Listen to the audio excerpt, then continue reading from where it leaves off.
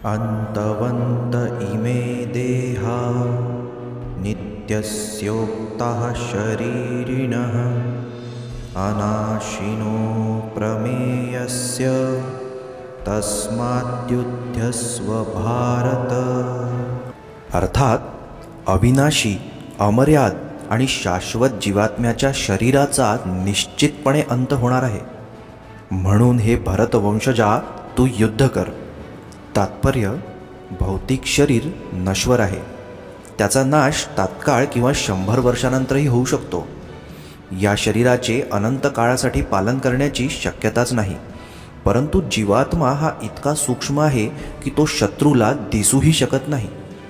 तो इतका सूक्ष्म आहे की त्याच्या आकाराचे मोजमाप कसे करावे याबद्दल कोणालाही कल्पना नाही। म्हणून शोक करण्याऐवजी भौतिक शरीराबद्दल विचार न करता परिस्थितीशी संघर्ष करावा।